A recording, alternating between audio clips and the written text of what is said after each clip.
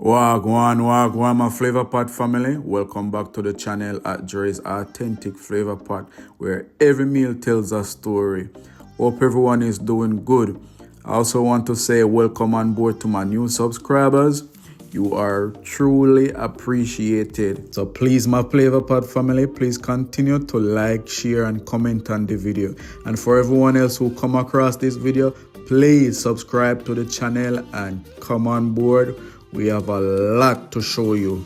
Okay, so stick around and come at me show you how to make this 4-cheese blend mac and cheese. Okay, so the 4 cheese I use this time, I use the Fiesta Blend.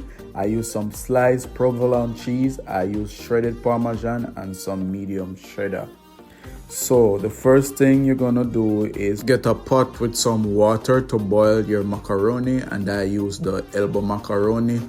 And I use, instead of using salt, I use some Adobo all-purpose and some Maggi Seasoning because, you know, I want a bit more flavor to it. So let your macaroni boil till it's al dente, not too soft and not too hard, al dente.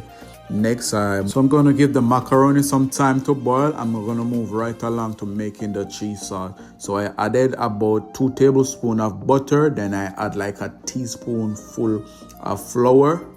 And I whisk that around, trying to get it smooth.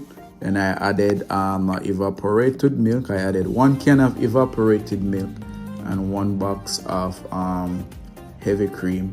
And to that, I add some garlic powder and some onion powder for flavoring, and you want to whisk that around and get everything smooth. Then I add the blend of all the different cheese. Next, you're going to mix in everything until it's soft, smooth, and silky. Everything is melted. So finally, after finish boiling your macaroni to al dente, you're going to strain that water off, and you're going to pour over your cheese sauce over the mac, and you're gonna fold and mix in everything together. Yes, so mix thoroughly because you want all your macaroni to be covered in the cheese sauce. Then next you're gonna transfer this macaroni and cheese into your baking tin or whatever you're gonna use to bake. So I'm going to use this nice glass container to bake, and please set your oven to 375 degrees. And you're going to bake your mac and cheese for like 25 to 30 minutes. And you will know when your mac and cheese is ready when the top is golden brown and bubbly and the edges are set and the center is not too jiggly.